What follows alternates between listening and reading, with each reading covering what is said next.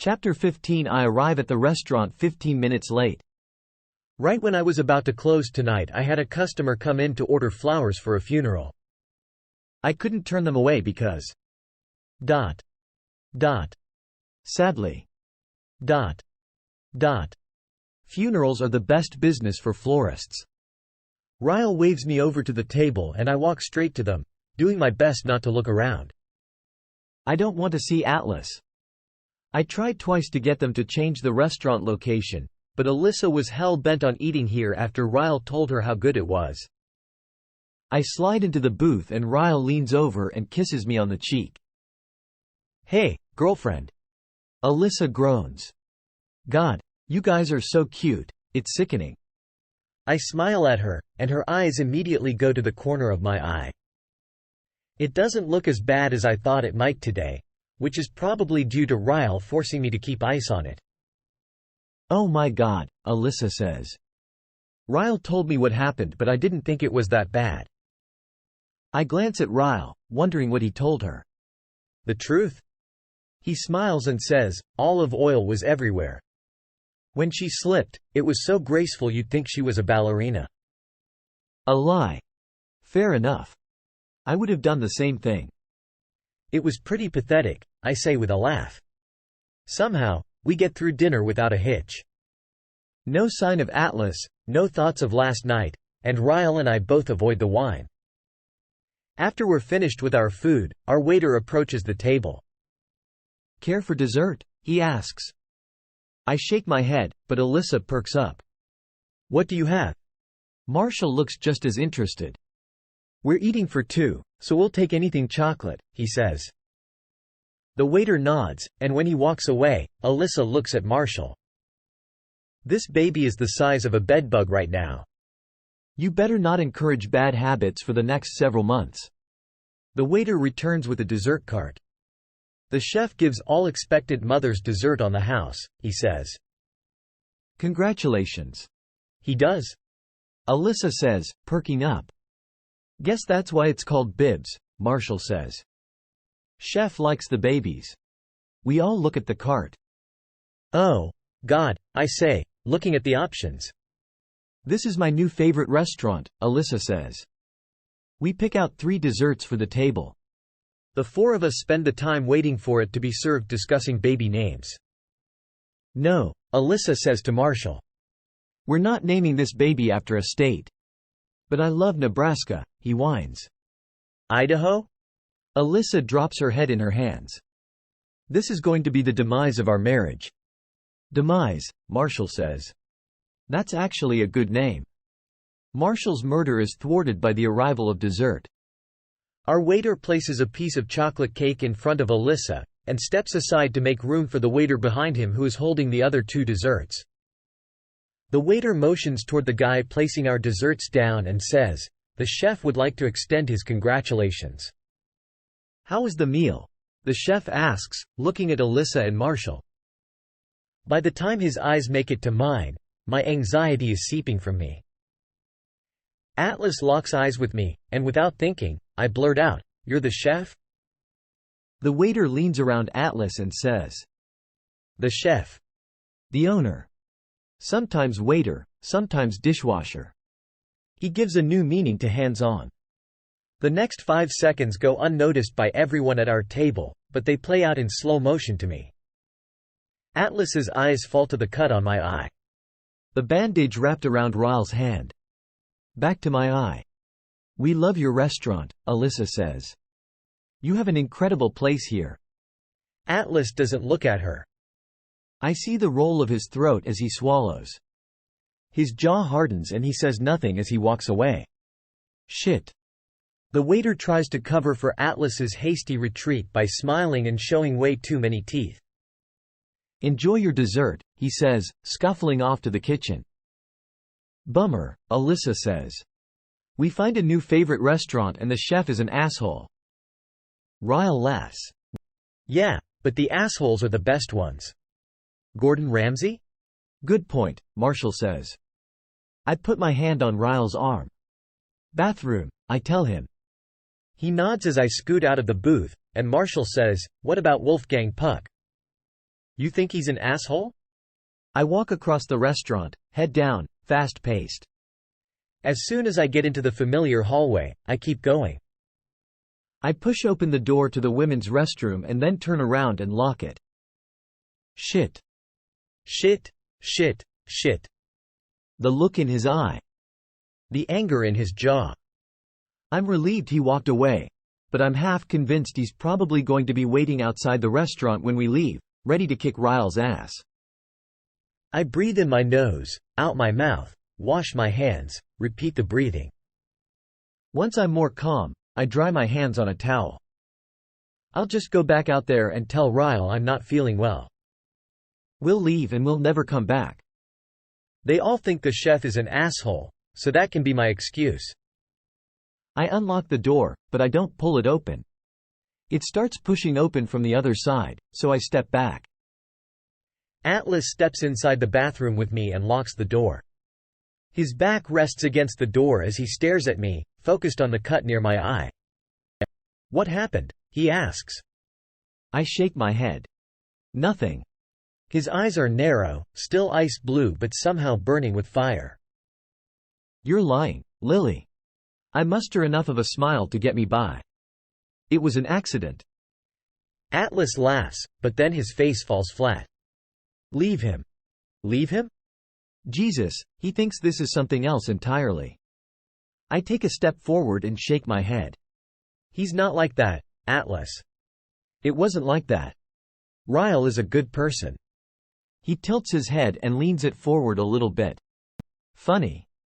You sound just like your mother. His words sting.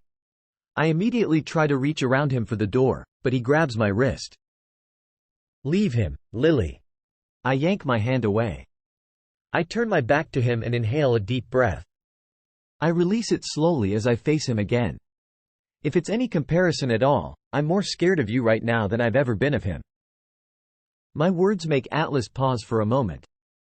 His nod starts out slowly, and then gets more prominent as he steps away from the door. I certainly didn't mean to make you feel uncomfortable. He motions toward the door. Just trying to repay the concern you've always shown me. I stare at him for a moment, unsure how to take his words. He's still raging on the inside, I can see it. But on the outside, he's calm, collected. Allowing me to leave. I reach forward and unlock the door, then pull it open. I gasp when my eyes meet Ryle's. I quickly glance over my shoulder to see Atlas filing out of the bathroom with me. Ryle's eyes fill with confusion as he looks from me to Atlas. What the fuck, Lily? Ryle. My voice shakes. God, this looks so much worse than it is. Atlas steps around me and turns toward the doors to the kitchen, as if Ryle doesn't even exist to him. Ryle's eyes are glued to Atlas's back. Keep walking, Atlas. Right when Atlas reaches the kitchen doors, he pauses.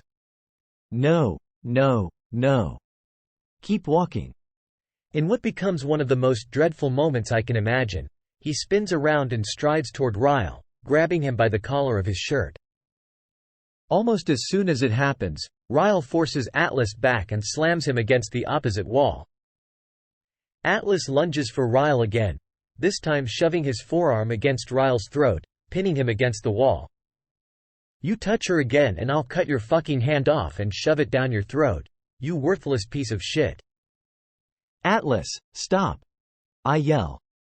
Atlas releases Ryle forcefully, taking a huge step back. Ryle is breathing heavily, staring at Atlas long and hard.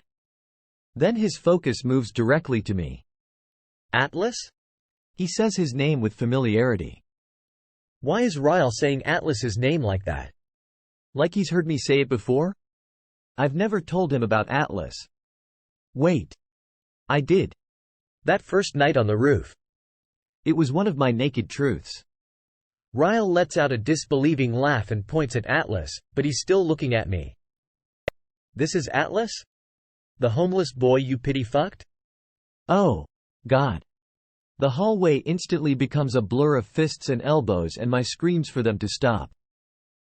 2 waiters push through the door behind me and shove past me, separating them just as quickly as it started. They're pushed apart against opposite walls, staring each other down, breathing heavily. I can't even look at either of them. I can't look at Atlas.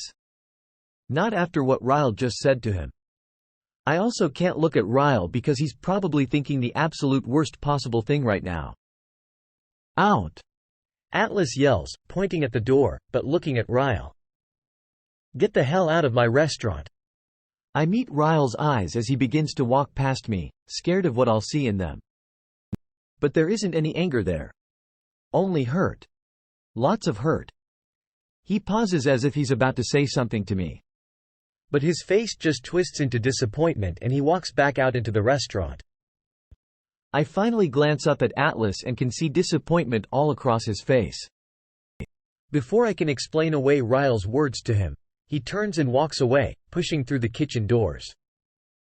I immediately turn and run after Ryle. He grabs his jacket from the booth and walks toward the exit without even looking at Alyssa and Marshall. Alyssa looks up at me and holds her hands up in question. I shake my head, grab my purse and say, "It's a long story. We'll talk tomorrow." I follow Ryle outside and he's walking toward the parking lot. I run to catch up to him and he just stops and punches at the air. "I didn't bring my fucking car," he yells, frustrated. I pull my keys out of my purse and he walks up to me and snatches them from my hand.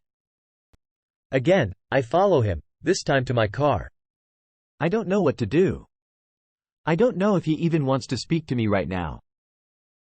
He just saw me locked in a bathroom with a guy the first used to be in love with. Then, out of nowhere, that guy attacks him. God, this is so bad. When we reach my car, he heads straight for the driver's side door. He points to the passenger side and says, "Get in, Lily." He doesn't speak to me the entire time we're driving. I say his name once, but he just shakes his head like he's not ready to hear my explanation yet. When we pull into my parking garage, he gets out of the car as soon as he turns it off, like he can't get away from me fast enough. He's pacing the length of the car when I get out. It wasn't what it looked like, Ryle. I swear. He stops pacing, and when he looks at me, my heart doubles over. There's so much pain in his eyes right now, and it's not even necessary. It was all due to a stupid misunderstanding. I didn't want this, Lily, he says. I didn't want a relationship. I didn't want this stress in my life. As much as he's hurting because of what he thinks he saw, his words still piss me off. Well, then leave. What? I throw my hands up. I don't want to be your burden, Ryle. I'm so sorry my presence in your life is so unbearable. He takes a step forward. Lily, that's not at all what I'm saying. He throws his hands up in frustration and then walks past me. He leans against my car and folds his arms over his chest. There's a long stretch of silence while I wait for what he has to say. His head is down, but he lifts it slightly, looking up at me. Naked truths, Lily. That's all I want from you right now. Can you please give me that? I nod. Did you know he worked there? I purse my lips together and wrap my arm over my chest, grabbing at my elbow. Yes. That's why I didn't want to go back, Ryle. I didn't want to run into him. My answer seems to release a little of his tension. He runs a hand down his face. Did you tell him what happened last night? Did you tell him about our fight? I take a step forward and shake my head adamantly. No. He assumed. He saw my eye and your hand and he just assumed. He blows out a laden breath and leans his head back, looking up at the roof. It looks like it's almost too painful for him to even ask the next question. Why were you alone with him in the bathroom? I take another step forward. He followed me in there. I know nothing about him now, Ryle. I didn't even know he owned that restaurant. I thought he was just a waiter. He's not a part of my life anymore, I swear. He just... ... I fold my arms together and drop my voice. We both grew up in abusive households. He saw my face in your hand and... ... He was just worried for me. That's all it was. Ryle brings his hands up and covers his mouth. I can hear the air rushing through his fingers as he releases his breath. He stands up straight, allowing himself a moment to soak in all I've just said. "My turn," he says. He pushes off the car and takes the 3 steps toward me that previously separated us. He puts both hands on my cheeks and looks me dead in the eyes. "If you don't want to be with me. ..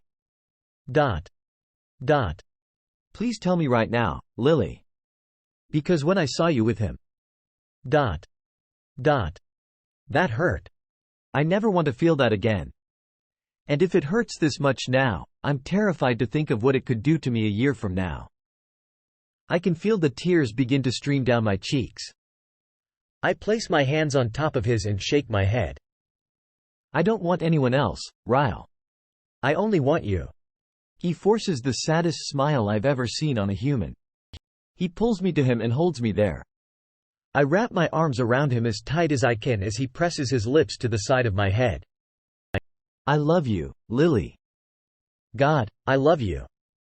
I squeeze him tight, pressing a kiss to his shoulder. "I love you, too." I close my eyes and wish I could wash away the entire last 2 days. Atlas is wrong about Ryle. I just wish Atlas knew he was wrong.